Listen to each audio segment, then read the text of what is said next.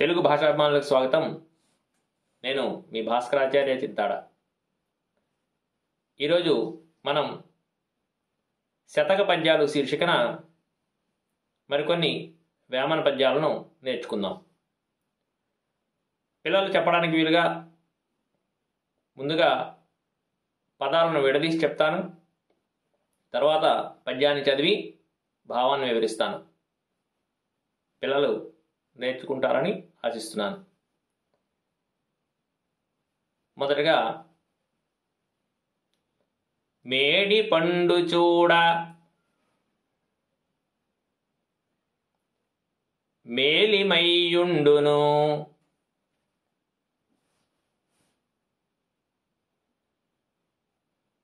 పొట్ట విప్పి చూడ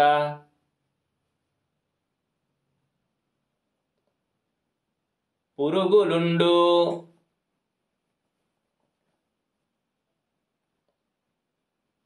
పిరికి వాని మదిని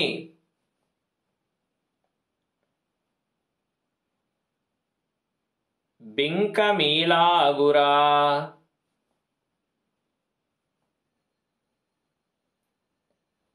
విశ్వదాభిరామ వినురవేమా. ఈ పద్యంలో వేమన ఏం చెప్తున్నాడంటే, మేడి పండు చూడ మేలిమయ్యుండును, పొట్ట విప్పి చూడ పురుగులుండు, పిరికివాని మదిని బింక మీలాగురా, విశ్వదాభిరామ వినురవేమ. ఓ వేమ, మేడి పండు చూడడానికి పైకి నిగనిగాలాడుతుంది, ఎంతో అందంగా కనిపిస్తుంది.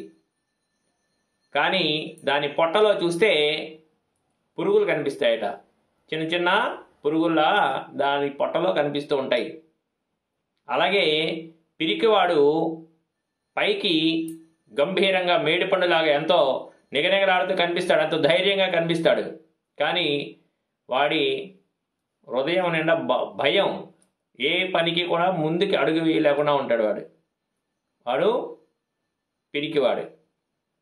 పిరికివాని మదిని బింక మీలాగురా, ఎలాగూ మేడిపండులాగు. మేడిపండు ఎలాగైతే బయటికి నిగనిగలాడుతూ కనిపిస్తుందో, ఆ పిరికివాడు కూడా బయట మంచి ధైర్యంగా కనిపిస్తాడు. కానీ వాడి మనసు నిండా భయమే ఉంటుంది అనేది ఈ పద్యం యొక్క భావం. పద్యాన్ని చదువుకుందామా? మేడి పండు చూడ మేలిమయ్యుండును, పొట్ట విప్పి చూడ పురుగులుండు, పిరికి వాని మదిని బింకమీలాగురా, విశ్వదాభిరామ వినురవేమ. ఇది పద్యం. తర్వాత పద్యం, మృగమదంబు చూడ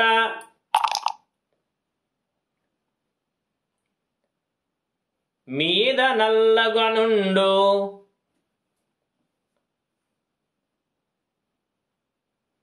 పరిఢ విల్లు దాని పరిమళంబు,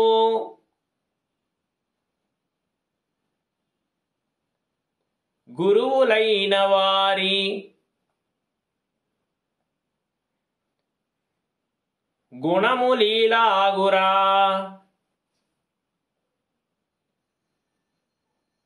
విశ్వదాభిరామ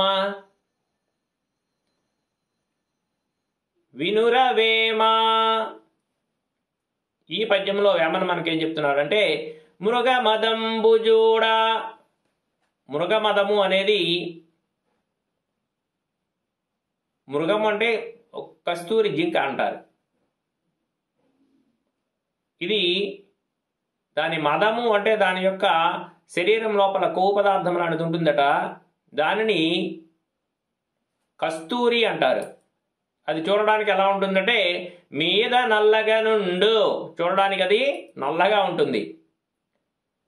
పరిఢ విల్లు దాని పరిమళంబు, కానీ ఆ కస్తూరి ఇక్కడ ఉంచితే చాలా దూరం వరకు దాని యొక్క సువాసన వ్యాప్తి చెందుతుంది, వ్యాపిస్తుంది. కస్తూరి అంత మంచి వాసన వస్తుంది. అలాగే గురువులైన వారి గుణములీలాగురా. గురువులు నల్లగా ఉన్నారా తెల్లగా ఉన్నారా అని మనం చూడకూడదు. ఆ మంచివాళ్ళు, సజ్జనులు, గురువులు, వాళ్ళు గురుతుల్యులు ఎవరైతే ఉన్నారో వాళ్ళు బయటికి కస్తూరిలా కనబడినా వాళ్ళ తాలూకా జ్ఞానం అనేది ఎలాగైతే కస్తూరి సువాసన ఎంత మేర వెదజల్లుతుందో అలాగ వాళ్ళ తాలూకా జ్ఞానం అనేది ఎంతో ప్రాంతాలకి, ఎన్నో ప్రాంతాలకి అది వికసింపజేస్తుంది. ఆ ఎన్నో ప్రాంతాలను వికసింపజేస్తుంది, ఎంతోమందిని అది మేలుకొలుపుతుంది. ఇది గురువుల యొక్క గొప్పతనం. ఆ గురువుల యొక్క గొప్పతనాన్ని కస్తూరి యొక్క సువాసనతో పోల్చాడు వేమన ఈ పద్యంలో. పద్యం ఒకసారి చదువుకుందామా? మృగమదంబుజూడ మీద నల్లగనుండు పరిఢ విల్లు దాని పరిమళంబు గురువులైన వారి గుణములీలాగురా విశ్వదాభిరామ వినురవేమ. తర్వాత పద్యం. నేరనన్నవాడు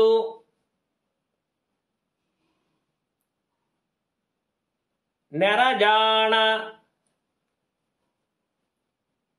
మహిలోన నేర్తునన్నవాడు నిందజెందు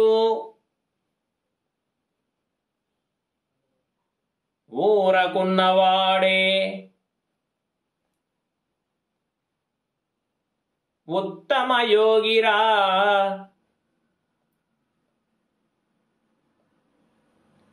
విశ్వదాభిరామ వినురవేమ. ఈ పద్యంలో వేమన ఏం చెప్తున్నాడంటే, నేరనన్నవాడు అంటే ఈ పని నాకు చేత కాదు, నేను ఈ పని చెయ్యలేను అన్నవాడు నెరజాన మహిలోన, వాడు నేరనన్నవాడు నెరజాన మహిలోన, ఈ పని నాకు తెలియదు అని తప్పించుకునేవాడు వాడు మంచివాడు.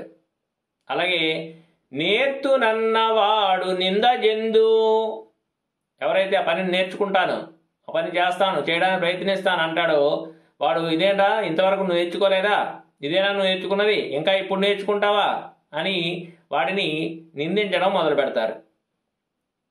ఊరకున్నవాడే ఉత్తమ యోగిరా, అవునని కానీ కాదని కానీ చేస్తానని కానీ చెయ్యనని కానీ ఎవడైతే సైలెంట్గా మౌనంగా ఊరుకుంటాడో వాడు ఉత్తమ యోగి, గొప్పవాడుగా పరిగణిస్తారు అని వేమన ఈ పద్యంలో చెప్తున్నాడు. పద్యాన్ని పూర్తిగా చదువుకుందాం మరి. నేరనన్నవాడు నెరజాన మహిలోన నేర్తునన్నవాడు నిందజెందు ఊరకున్నవాడే ఉత్తమ యోగిరా విశ్వదాభిరామ వినురవేమ. తర్వాత ఇంకో పద్యం చెప్పుకుందాం. గంగ పారునెప్పుడు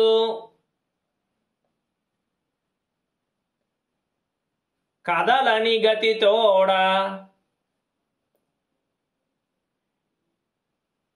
మురికి వాగు పారు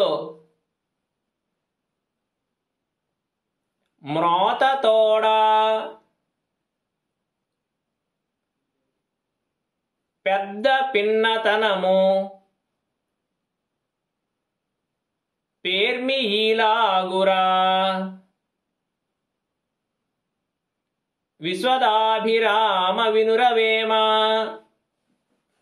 ఈ పద్యంలో వేమన ఏం చెప్తున్నాడంటే, గంగ పారునెప్పుడు కదలని గతితోడ, నీరు ఎక్కువగా ఉండి స్వచ్ఛమైన నీరు, గంగా నదిలో నీరు ఎప్పుడు ఎలా పారుతుందంటే ప్రవహిస్తుందంటే కదలని గతితోడ, ఎంతో సౌమ్యంగా, ఎంతో సాఫీగా, నెమ్మదిగా, ఏ శబ్దం లేకుండా ప్రశాంతంగా ప్రవహిస్తుంది.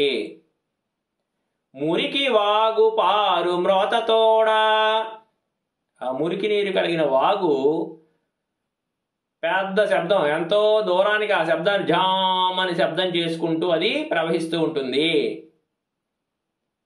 పెద్ద పిన్నతనము పేర్మి ఈలాగురా,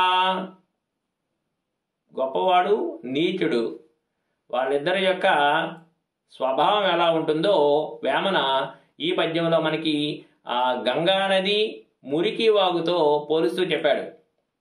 పెద్దవాడు ఎప్పుడు కూడా, సౌమ్యవంతుడు ఎప్పుడు కూడా, జ్ఞానవంతుడు ఎప్పుడు కూడా ఎంతో ప్రశాంతంగా, శాంతంగా, సౌమ్యంగా ఉంటూ కనిపిస్తాడు మనకి. కానీ ఈ అజ్ఞాని, దుర్మార్గుడు, మూర్ఖుడు, తెలివి తక్కువ వాడు ఎవడైతే ఉన్నాడో వీడు ఎప్పుడు ఆ మురికి వాగు ఎలాగైతే పెద్ద శబ్దం చేసుకుంటూ ప్రవహిస్తూ ఉంటుందో, వీడు చేసే ప్రతి పనికి కూడా వాడు ఏదో ఒకటి వాక్కుంటూనే పెద్ద పెద్ద మాటలు మాట్లాడుకుంటూ బడాయి మాటలు పలుకుతూ వాడు పనిని చేస్తూ ఉంటాడు. ఇది పెద్ద పిన్నతనము పేర్మిలాగురా, పెద్దవాళ్లకు చిన్నవాళ్లకు మధ్య వ్యత్యాసం ఈ విధంగా ఉంటుంది అని వేమన మనకు ఈ పద్యంలో చెప్పాడు.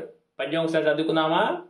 గంగ పారునెప్పుడు కదలని గతితోడ, మురికి వాగు పారు మ్రోతతోడ, పెద్ద పిన్నతనము పేర్మి ఈలాగురా, విశ్వదాభిరామ వినురవేమా. ఇవి వేమన శతకంలో ఒక 4 పద్యాలు. అలాగా 1-2 పద్యాలను పిల్లలకు అలా నేర్పిస్తూ ఉంటే మన తెలుగు భాష యొక్క గొప్పతనం, తెలుగు సాహిత్యం యొక్క గొప్పతనం, అందులో ఉన్న శతక పద్యాలలో ఉన్న నీతిని తెలుసుకుని పిల్లలు మంచి వ్యక్తులుగా సమాజంలో గుర్తింపు పొందగలరని నేను ఆశిస్తున్నాను. ఈ వీడియో మీకు నచ్చినట్టయితే ఒక లైక్ చేయండి, సబ్స్క్రైబ్ చేసుకోండి, గంట సింబల్ యాక్టివేట్ చేయండి, షేర్ చేయండి. నమస్కారం.